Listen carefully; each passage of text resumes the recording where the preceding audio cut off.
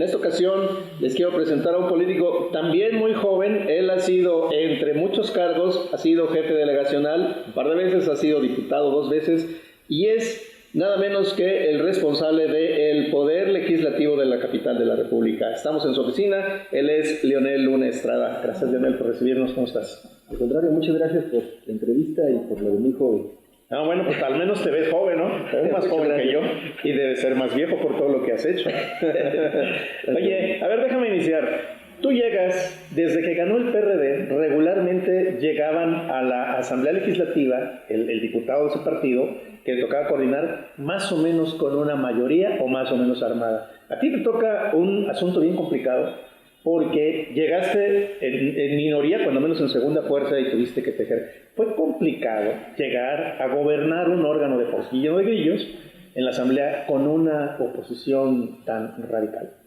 Bueno, en primera instancia decirte que fue ha sido una gran experiencia, justamente por lo que tú comentas.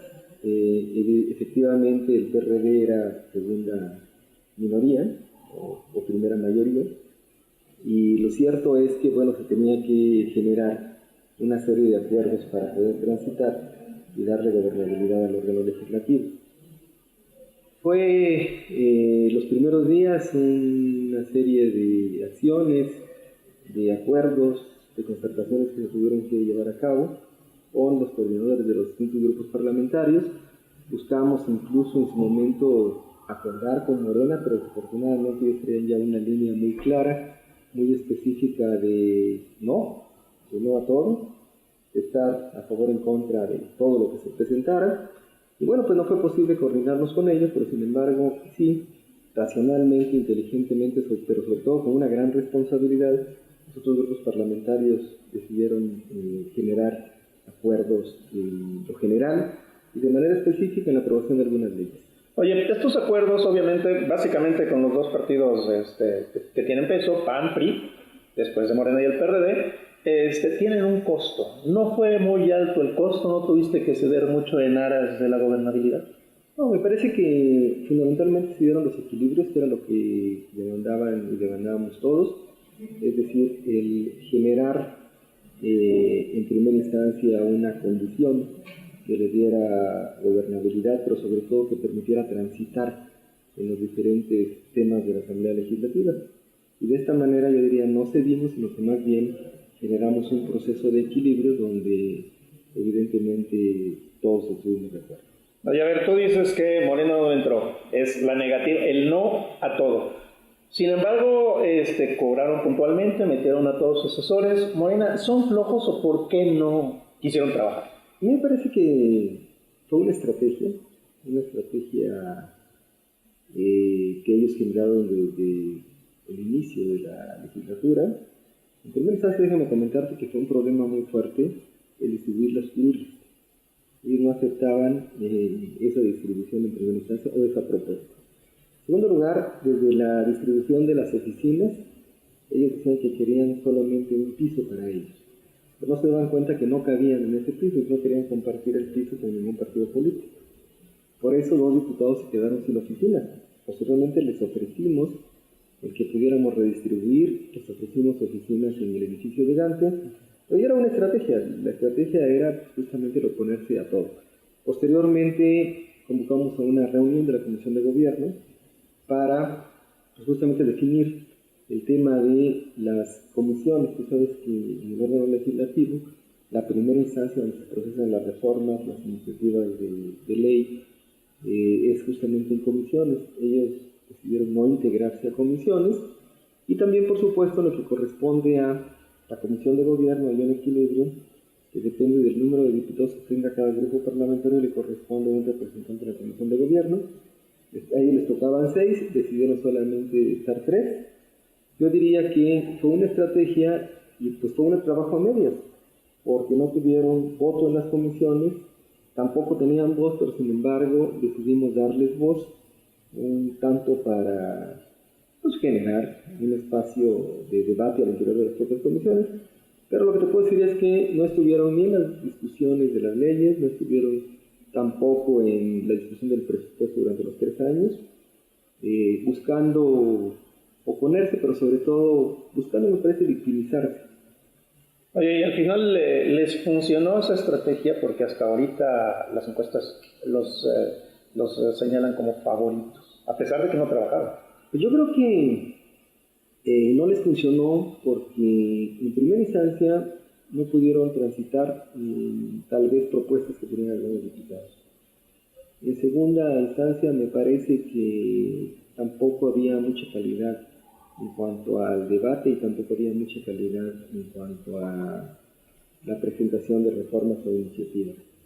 Eso de los diputados de tómbola es verdaderamente una...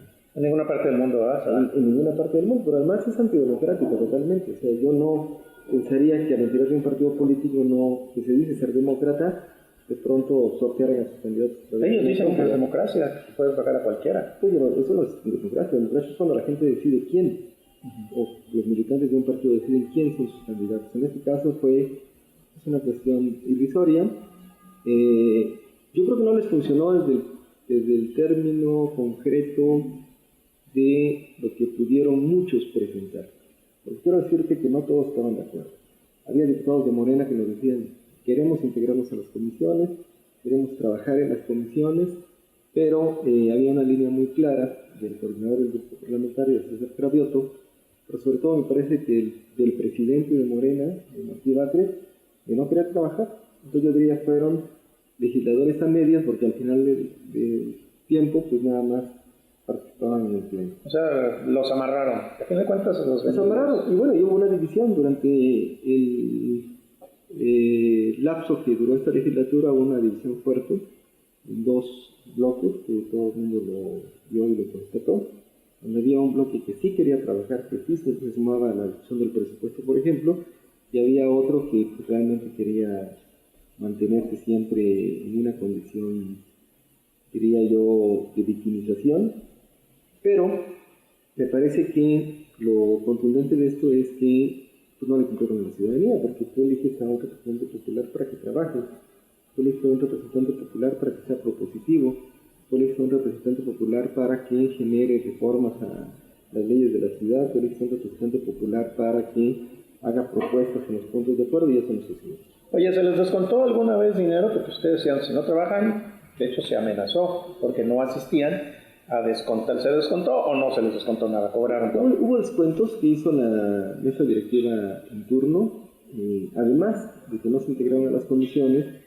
Lo cierto es que los diputados se dedicaron más a hacer campaña por Andrés Manuel al interior de la República o por su partido que venir a las sesiones de la Asamblea Legislativa. Con dinero de aquí se iban a... Exactamente.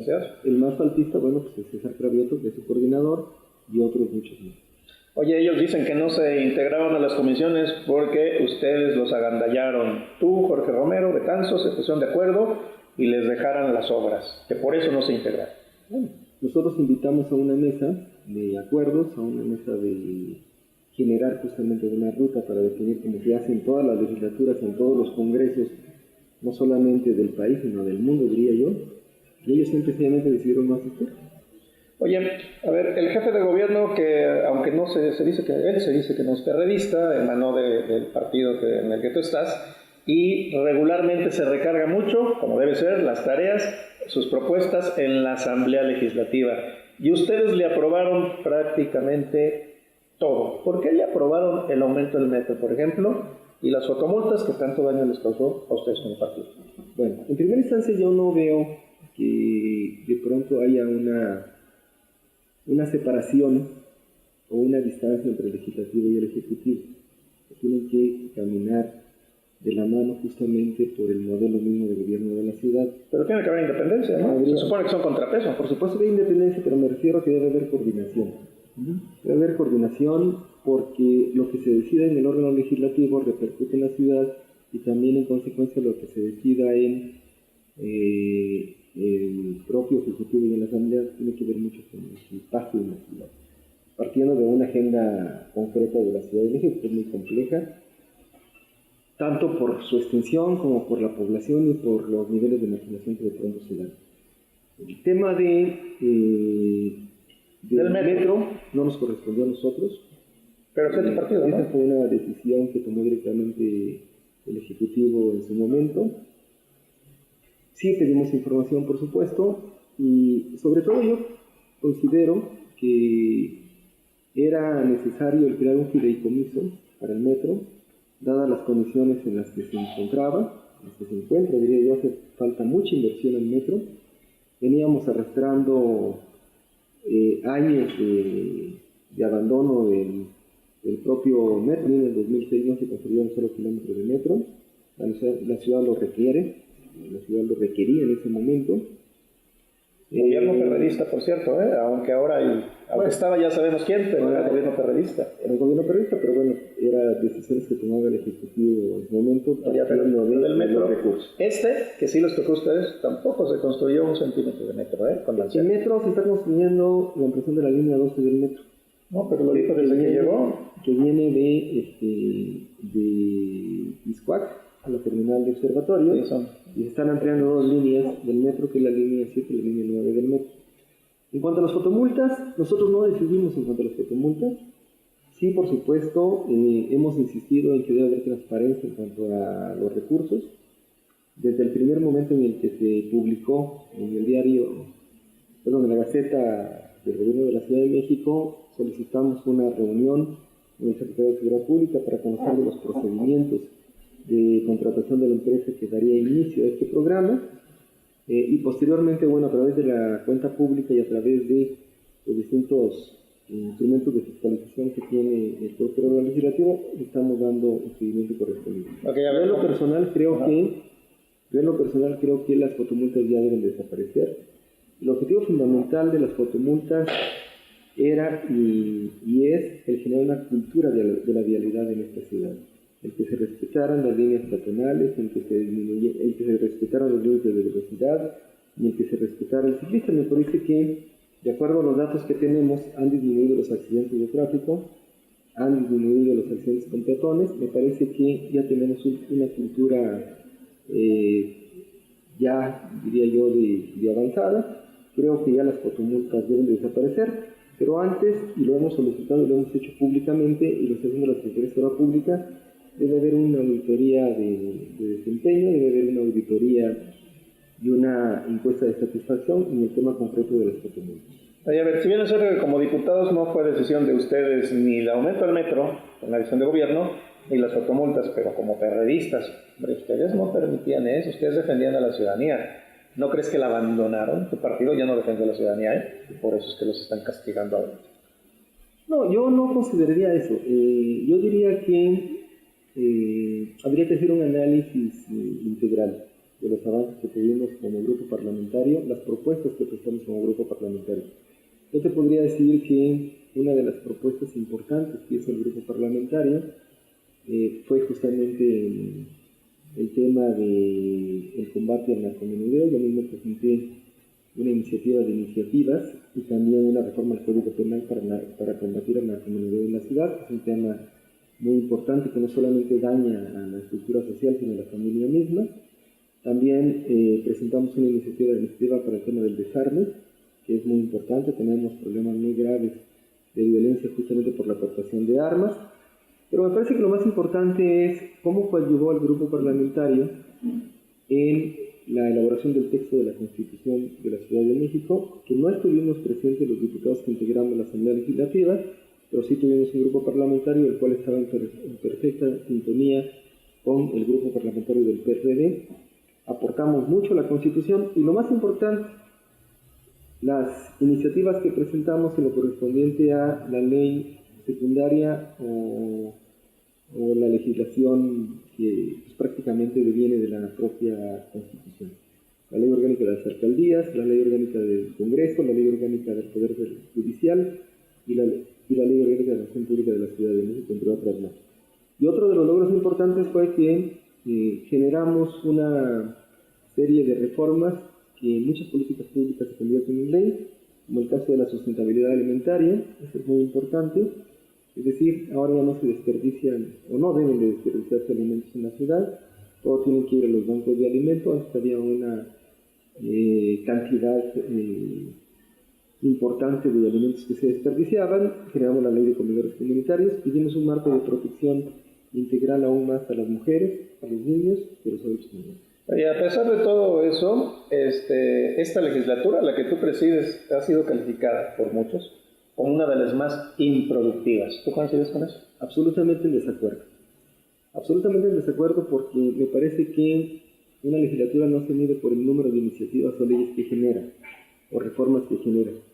Me parece que la calificación debe ser más de carácter cualitativo. Es decir, lo cuantitativo no es lo mejor en ningún órgano legislativo, en ningún congreso, sino justamente lo cualitativo. Y en eso te puedo decir, y no en una, de pronto, defensa a ultranza, lo que te puedo decir es que el hecho de generar el nuevo marco jurídico administrativo de la ciudad es una aportación importante de la séptima legislatura a los habitantes de esta ciudad. Oye, a ver, déjame decirte algo. Además de ser líder del poder legislativo de la capital, también eres uno de los líderes más importantes de la política de la ciudad, dentro del PRD, dentro de la izquierda, la carrera que has tenido.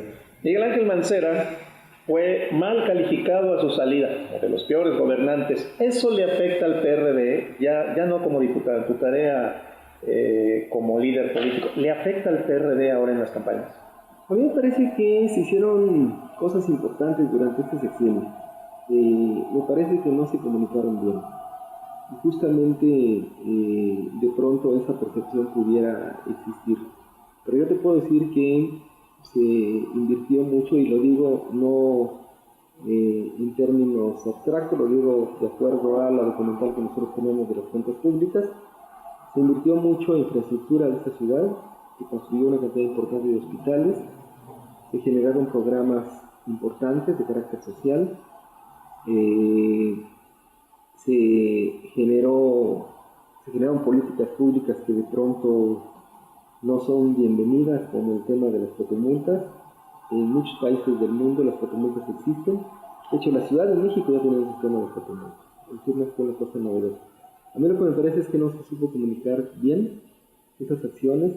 Te repito, en el caso específico de las fotomultas, aunque ya te di mi opinión, te digo que sí, revisando las estadísticas, revisando los informes, hubo una disminución importante de accidentes. Pero lo principal es que esta estrategia, esta política pública, no tiene que ver con una acción recaudatoria. Me parece que eso es importante decirlo.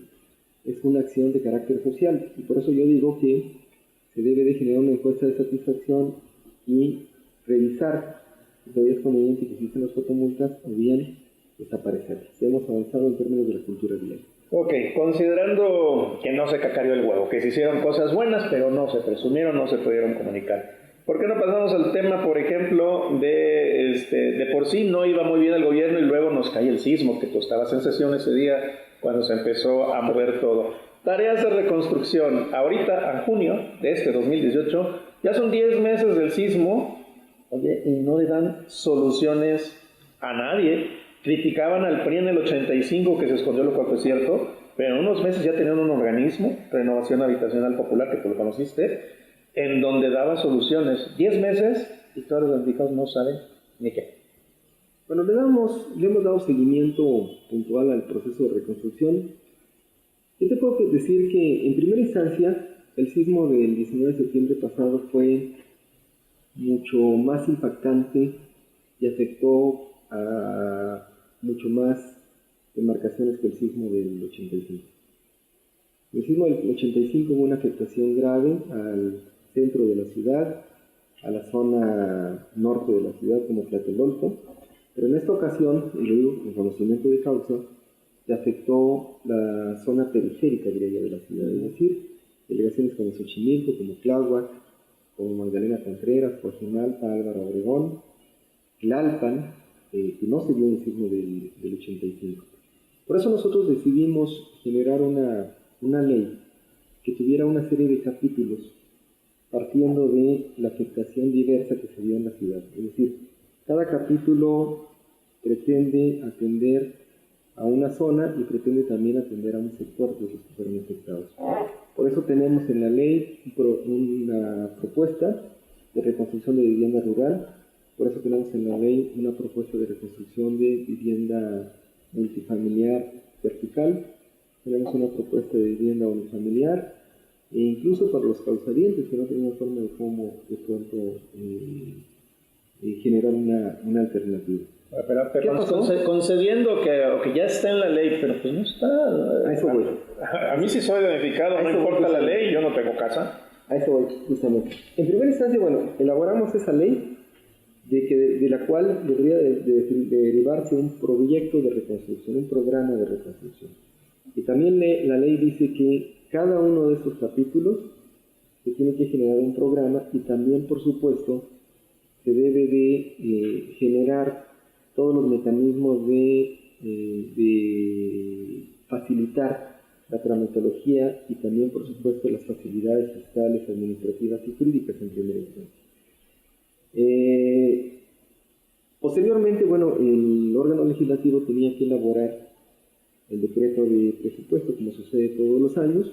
Nos costó mucho trabajo llegar a un fondo de más de 8,000 millones de pesos. Por cierto, dijeron que te lo guardaste tú, Betanzos y Romero, y que lo iban a usar a sus años. En primera instancia te voy a decir una cosa. La propuesta, para ir paso a paso, te cuento la historia. En primera instancia, la propuesta que mandó la Secretaría de Finanzas para el fondo era muy baja. Estábamos hablando de 1.300 millones de pesos. Lo cierto es que no alcanzaba para nada. En segunda instancia, nosotros trabajamos con los grupos parlamentarios, particularmente con la Comisión de Hacienda y Presupuesto, que la integran diputados de las distintas fuerzas políticas.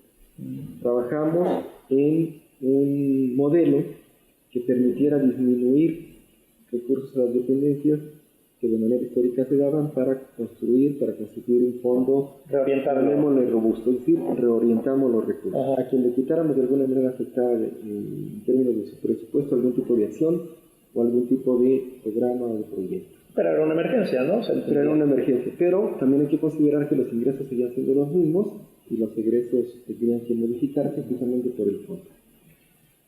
En lo que tú comentas, hubo pues una acción, diría yo, estratégica para desvirtuar, para desprestigiar, lo de que tú controlabas los tema de los recursos. Porque la ley es muy clara, la ley dice, pero además la ley orgánica de la Asamblea dice que es facultad del órgano legislativo el aprobar el presupuesto, supervisar el presupuesto, autorizar el presupuesto y también a través de la Auditoría Superior de la Ciudad de México fiscalizar ese presupuesto. Por eso es que a esta Asamblea le llega la cuenta pública anualmente, y por eso el órgano de fiscalización externa, la Auditoría Superior de la Ciudad de México, envía todos los años el Programa General de Auditoría, que es aprobado por los diputados, y el informe de resultados de la propia auditoría. El tema de los 3 diputados que buscaron tergiversarlo, insisto, incluso con oficios apócrifos manejados en redes. Morena tercera. Morena y algunos actores más. Derivó de que era muy importante que la Comisión de Gobierno, a través de su presidente y secretario, que fueron electos en el Pleno, y la Comisión de Presupuesto, revisaran los oficios que iban enviando a las dependencias. Es decir, nosotros nunca decidimos ni podíamos definir a qué concepto aplicar un determinado monto, porque la reconstrucción es un tema muy técnico, evidentemente técnico, eminentemente técnico. Entonces, lo que sucedía es que llegaban los oficios de las dependencias y nosotros íntegramente los derivábamos a la Secretaría de Finanzas. No hay que olvidar que quien ejerce los recursos, y lo dice la ley, es la Secretaría de Finanzas. Porque lo plantearon como si ustedes lo tuvieran aquí en la bolsa y lo estuvieran repartiendo. En un momento, y tú lo has dicho, llevamos meses y algunos no se aplican. Nosotros establecimos ese mecanismo de revisión, y digo nosotros, los 66 diputados de la Asamblea. Porque este texto fue aprobado primeramente en comisiones unidas, en la Comisión de Hacienda y en la Comisión de Presupuesto, y posteriormente fue aprobado en el Pleno. Y ningún diputado en el Pleno reservó ese artículo. Ningún diputado en el Pleno objetó que los 3 diputados debíamos de revisar que estos recursos del Fondo para la Reconstrucción fueran efectivamente para la reconstrucción lo avalaron de la ciudad. Lo avalaron todos. Y después, después, como siempre, Morena generó todo un ambiente de confusión y buscando sobre todo generar a través de calumnias y mentiras una percepción diferente de la que nosotros tenemos. Oye, pero a ver, técnicamente ya entendí. Ya explicas por qué es que tenían que dar el aval de los recursos y lo avalaron los diputados. Pero, y concediendo que ustedes como diputados, como Asamblea Legislativa, cumplieron con la reglamentación para el uso de fondos, de todos modos ahí hay, pues yo no sé si sea burocratismo, ineficiencia, falta de sensibilidad del gobierno, que no se han aplicado por alguna causa. Miguel Ángel Mancera, antes de irse, creó una comisión cabezada por un borrachín, por cierto, y que renunció, y la cosa es que llevan 10 meses y siguen enredados con el presupuesto, por lo que sea, Yo te digo, los damnificados seguramente no les interesará saber de las cuestiones técnicas, sino que no tienen caso. Bueno, se han generado acciones. Es un tema complejo. La reconstrucción de la Ciudad de México no solamente afectó a viviendas, sino que también afectó a gran parte de la infraestructura de la ciudad. Por ejemplo, en la delegación Tláhuac, que yo he estado en la delegación Tláhuac, en colonias como la del Mar, el problema no solamente se centra en la afectación a viviendas. Tenemos un problema de grietas en Tláhuac, donde había que generarse todo un estudio de geofísica integral de la delegación que nunca en la historia de la ciudad se había hecho, nunca en la historia de la delegación Tláhuac, un estudio de geofísica, de mecánica del suelo, de georradar, para pues, justamente atender el tema de las grietas. Ahora ya se están, llamémosle, rellenando esas grietas o inyectando fluido. Hubo problemas en el propio terreno, hay de pronto hundimientos diferenciales en la propia delegación, hubo afectación en la red hidráulica, la red de drenaje. Es decir, si analizamos Tláhuac como tal, tenemos un problema de infraestructura, tenemos un problema del subsuelo, tenemos un problema de las personas que perdieron su vivienda, bien fueron afectadas, tenemos un problema social, tenemos un problema incluso legal, que es el caso también en Xochimilco, porque para atender una zona de Xochimilco se tiene que generar toda una modificación a varias normas de la ciudad, por 2 razones. En primera instancia, en el aspecto jurídico, la propiedad no está definida. Estamos hablando de que en estas delegaciones, en muchos de los casos solamente existen contratos de compraventa. En tierras ejidales, ¿no? En segundo lugar, algunas son zonas chinanteras o ejidales, con un uso de suelo distinto al habitacional. Es decir, tenemos hasta áreas de valor ambiental. Es decir, hay vivienda en las chinampas de Xochimilco, pero que no vienen de hace 5, 10, 15, 20 años. Vienen estas viviendas desde hace 50 años. Es decir, son las viviendas de los agricultores en las chinampas. Entonces, me parece que se ha avanzado en la demolición, sí. Me parece que se ha avanzado en algunas delegaciones en la construcción de vivienda. Te pongo el ejemplo de Álvaro Obregón, me avanzó mucho en la construcción de vivienda. En mismo Xochimilco se han ido construyendo viviendas con fundaciones BIM. Hace falta, me parece, dar un reforzamiento a este proyecto de reconstrucción en la ciudad.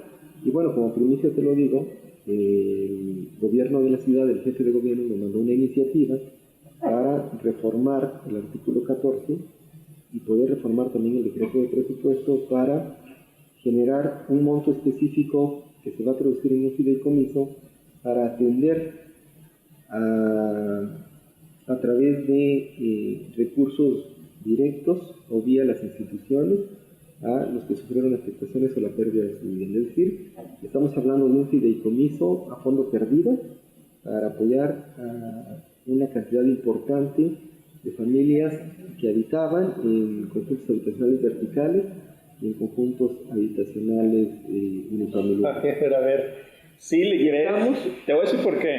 Porque tú y contigo negociaban damnificados, por ejemplo, los de Tlalpan, los que se cerraron la vialidad, se reunieron contigo y tú decías que iba a fondo perdido y salía el jefe de gobierno sustituto, Amieva, a decir, conmigo no lo han visto. Entonces, esa relación que tú hablas que sí tiene que existir, parece que no estaban en el mismo canal. Tú decías una cosa y él decía otra. Supongo que ahora ya queda como iniciativa con ley y ya no tendrán ese problema. Bueno, me parece que no estaba definido el programa como tal.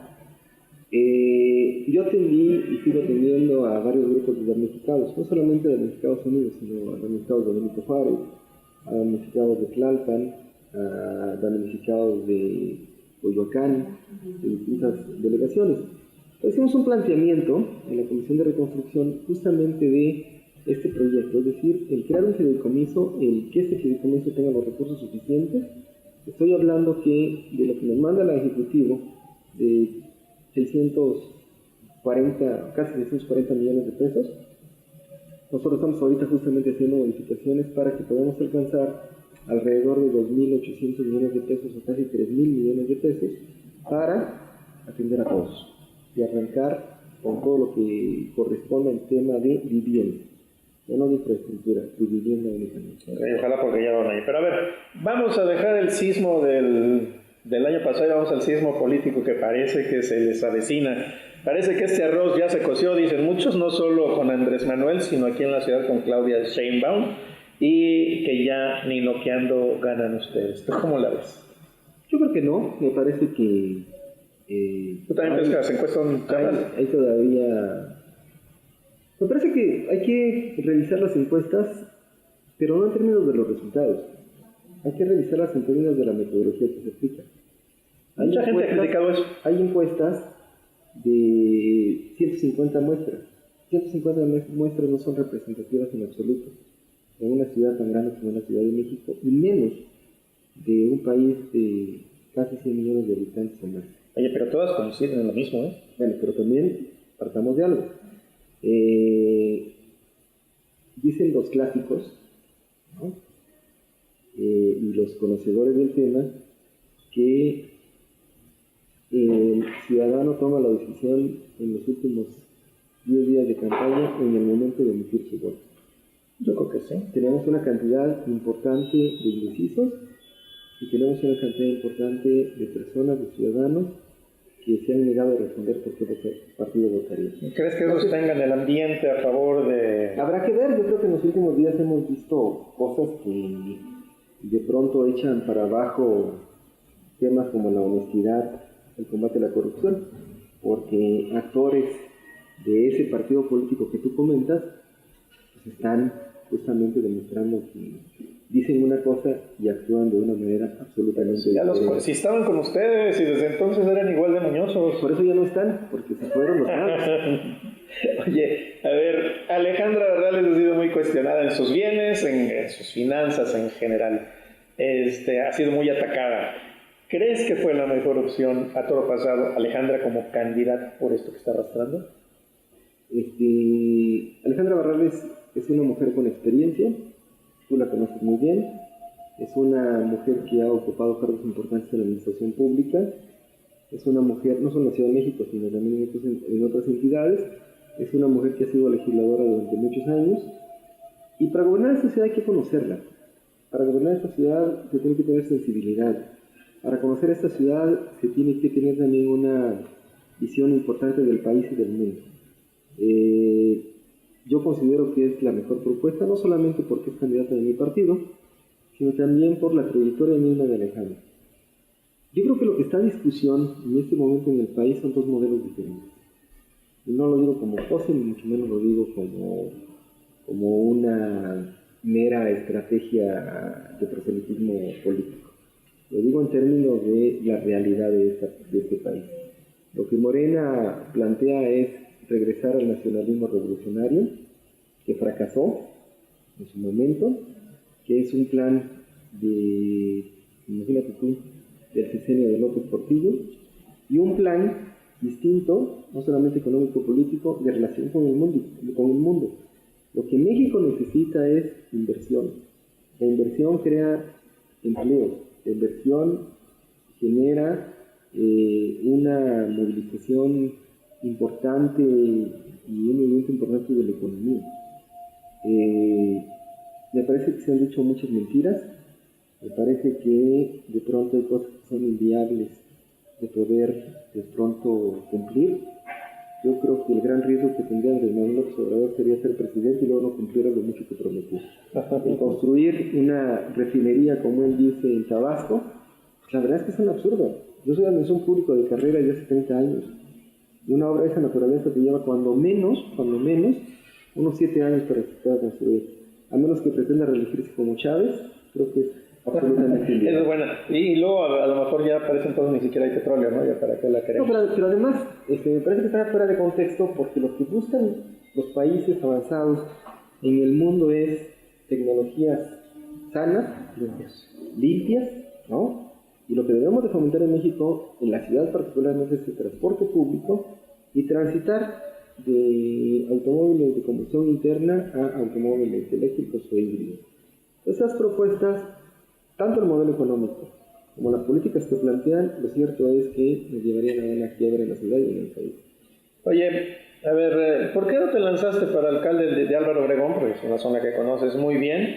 Dicen las malas lenguas que, como veías la situación muy complicada, preferiste asegurarte con una plurinominal para San Lázaro.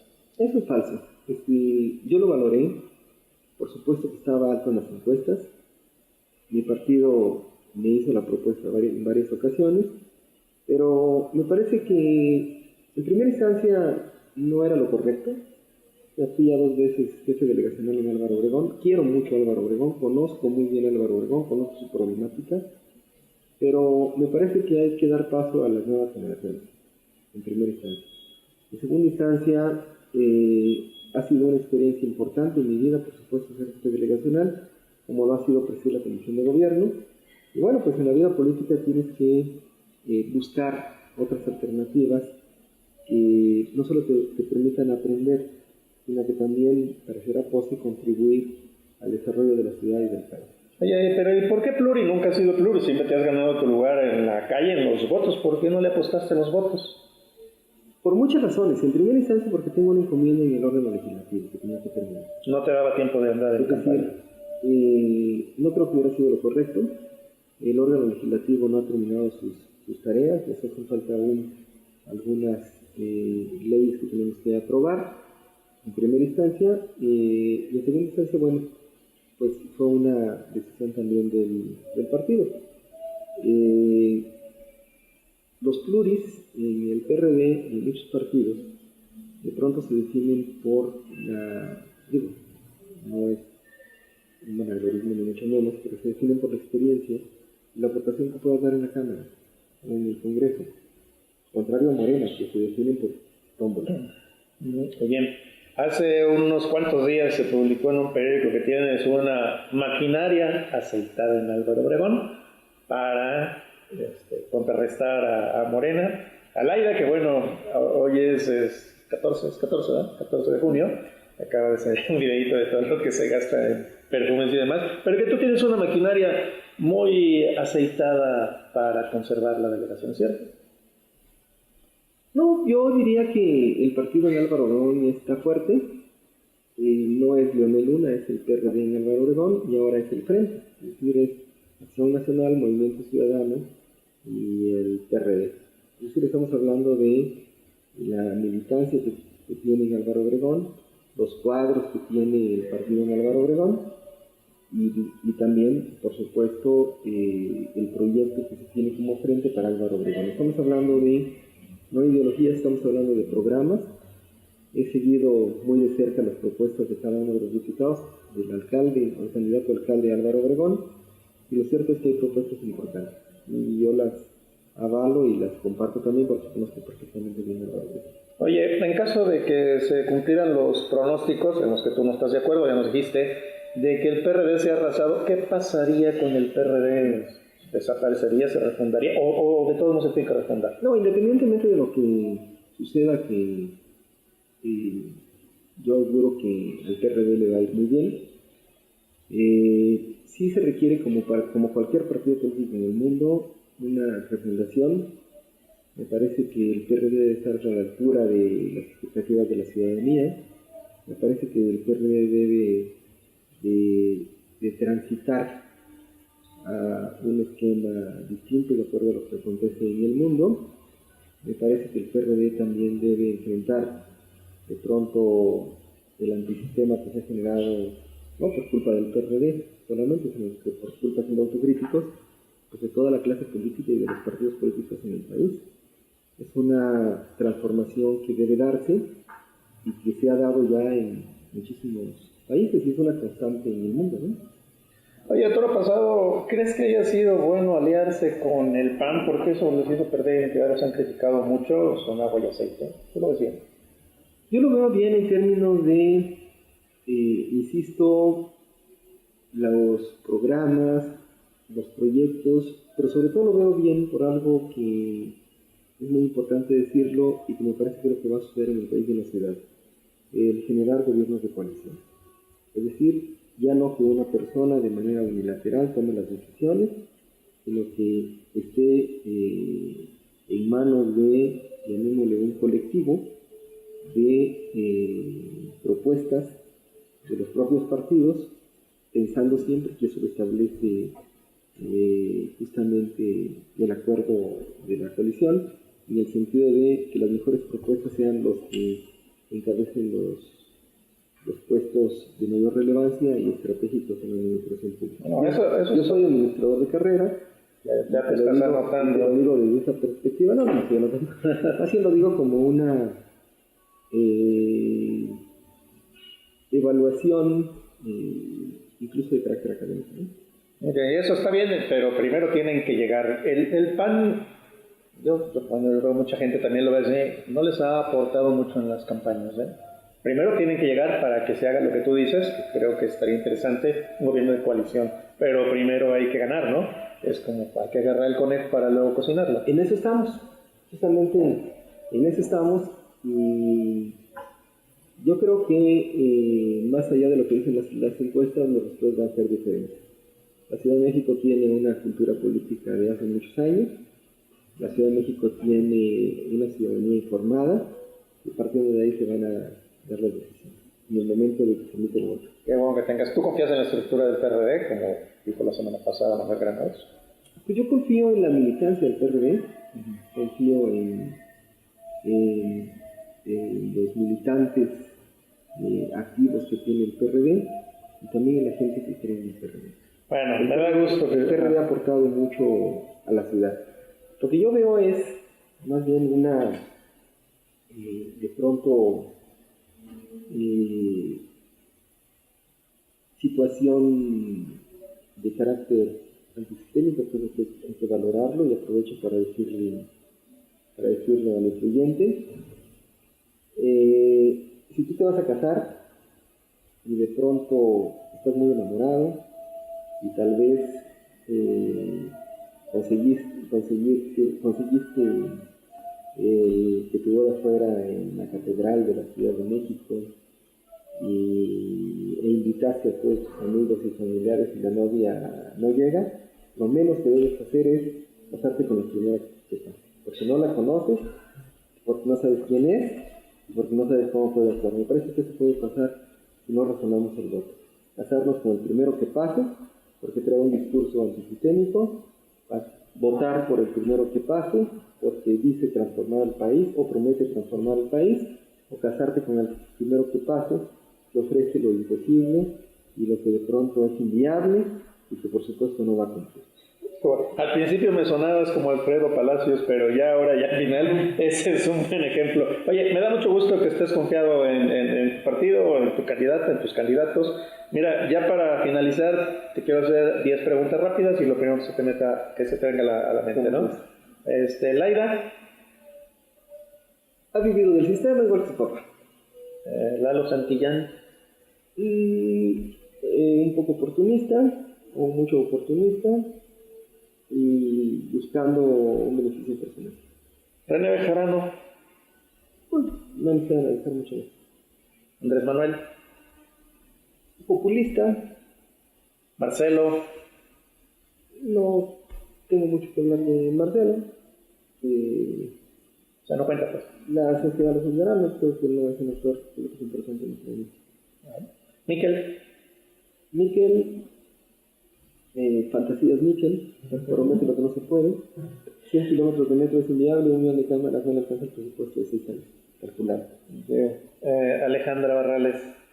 Buena candidata, jefa de familia, conoce la ciudad. Claudia Sheinbaum. Responsable de su administración de una gran respuesta. PRD. Que tiene que dar cuenta a la sociedad. PRD. PRD, partido en movimiento y partido que debe transformar. Y Morena. Morena,